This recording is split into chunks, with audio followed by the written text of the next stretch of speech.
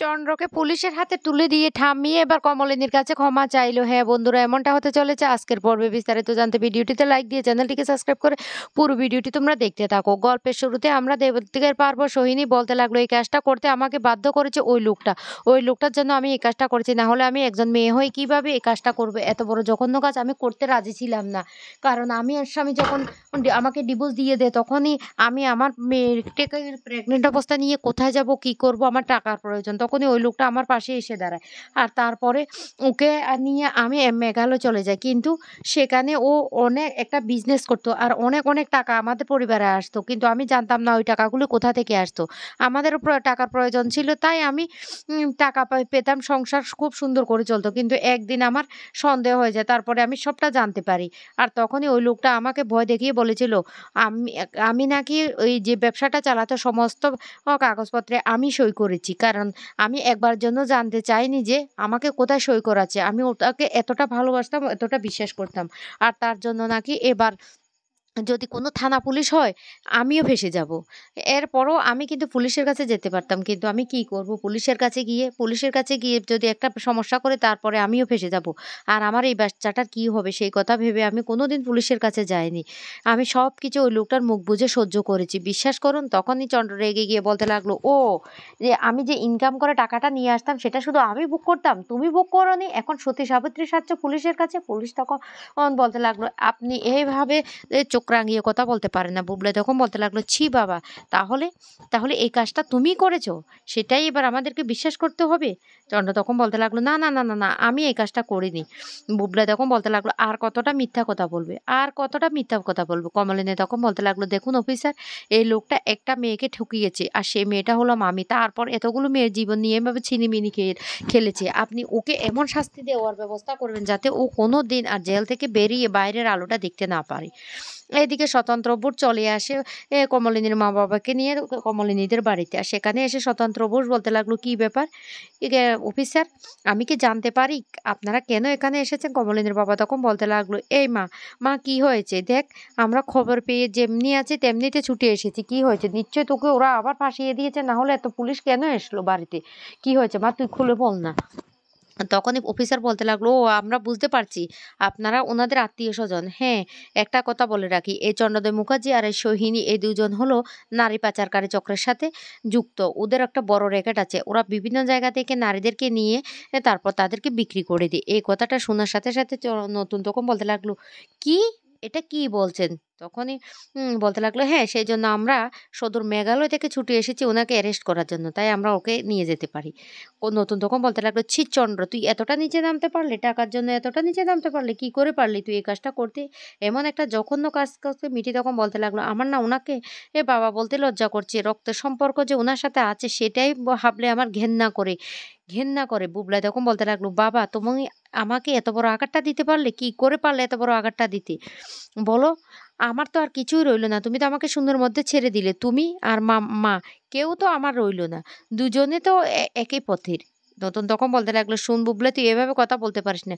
তুই চন্দ্রের সাথে তোর মাকে গুলিয়ে ফেলিস না। হ্যাঁ, তুই তোর বাবার ভুলটা বুঝতে পেরেছিস ঠিকই, কিন্তু তোর মায়ের ভুলটাও তুই বুঝতে পারবি। কারণ তুই এখনো বুঝতে পারছিস না। আর যেদিন বুঝতে পারবি সেদিন তোর পায়ের তলা থেকে মাটি সরে যাবে। তখন তুই আর ক্ষমা চাওয়ার পথও খুঁজে পাবি না। আমার যেতটুকু ধারণা তুই পারবি সেটা বুঝতে। তখন চন্দ্র বলতে লাগলো, বাবা তুমি এই কাজটা কি করে পারলে? তোমার উপর আমার অগাধ বিশ্বাস ছিল। বর্ষা তখন বলতে লাগলো, শুনো, শুনো রুদ্র, তুমি এইভাবে কথা বলো না। আরে সবে তো ওরা অ্যারেস্ট করে নিয়ে যাচ্ছে, তারপর কোর্টে উঠবে, তারপরে তো সমস্ত কিছু প্রমাণ হবে।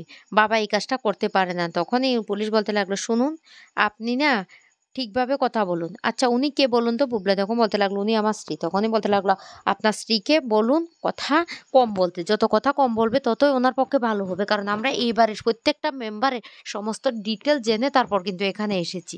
আর তারপরে কিন্তু শেষ পর্যন্ত কেঁচো করতে যদি সাপ বেরিয়ে আসে, তাতে আমাদের আর করার কিছুই থাকবে না। আমি কিন্তু আগে থেকে আপনাদেরকে সাবধান করে দিচ্ছি। বুবলা তখন বলতে লাগলো, এই বর্ষা, তুমি কথা কম বলো।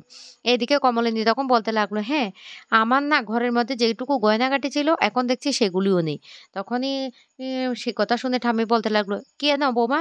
তুমি কি এখনো আমার ছেলেটাকে ফাঁসানোর চেষ্টা করছো?" কমলিনী তখন বলতে লাগলো, "আমি যেটা দেখেছি সেটাই বলছি।" মিঠিল তখন বলতে লাগলো, "শোনো ঠাম্মি, তোমাকে একটা কথা বলে রাখি। তোমার তো সব গয়না বন্ধক দেওয়া হয়নি। কিছু টুকিটাকি আছে। ভালো করে ঘরে গিয়ে চেক করে দেখো।" তখন ঠাম্মি বলতে লাগলো, "শুনো মিঠিল, তুমি কিন্তু আমাদের মাঝখানে একদম কথা বলবে না। তুমি কে গো আমাদের মাঝখানে কথা বলছো?"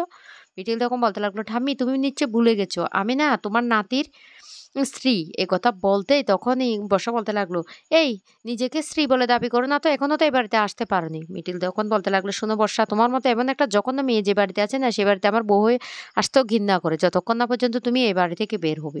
এইদিকে পুলিশ সৈনিককে বলতে লাগলো, "সৈনী দেবী, চলুন, চলুন এবার।"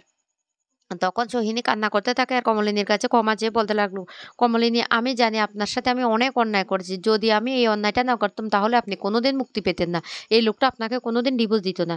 তাই আমি যদি এইটুকু যদি আপনার জন্য ভালো করি তাহলে আপনি প্লিজ আমার মেয়েটাকে রাখুন। আমার মেয়েটা কোথায় যাবে? আমি আমার মেয়েটাকে জীবনের থেকেও অনেক ভালোবাসি। এখন আমি আমার মেয়েটাকে রেখে কোথায় যাব?" তখনই মিঠি বলতে লাগলো, "খবরদার মা! বাইরের কাউকে আমাদের বাড়িতে আর রাখবে না। ওদের ছায়াও যেন আমাদের পরিবারে না পড়ে। আমি কিন্তু তোমাকে সাবধান করে দিচ্ছি।" ভাবিনা তখন বলতে লাগলো, "না মা, তুমি রাখবে না। তুমি কিছুতে ওকে এই বাড়িতে রাখবে না।" তখন কমলিনীর বাবা বলতে লাগলো, "মারে, আমরাও অনেক ভুল করছি। আমরাও তোর সাথে অনেক অন্যায় করছি। তোকে বাধ্য করেছিলাম এই চন্দ্রের সাথে সংসার করার জন্য। কিন্তু আজকে তুই বেঁচে গেলি। তোর সিদ্ধান্তটাই সঠিক সিদ্ধান্ত ছিল। তাই তোর কাছে আমি না ক্ষমা না চেয়ে পারছি না।" তখন এই যে চন্দ্রের মাসিমা বলে উঠে, "শুনো বোমা, আমি একটা কথা বলে রাখি। আজকে লক্ষ্মী, তোকেও বলি, দুষ্ট গরুর চেয়ে শূন্য গোয়ালে ভালো। এখন বুঝতে পারছি তোর ছেলে কত বড় জঘন্য নোংরা কাজ করেছে।" চন্দ্র তখন বলতে লাগলো, "মা, মা বিশ্বাস করো, ওরা মিথ্যা কথা বলছে। আমি এই কাজ করিনি।"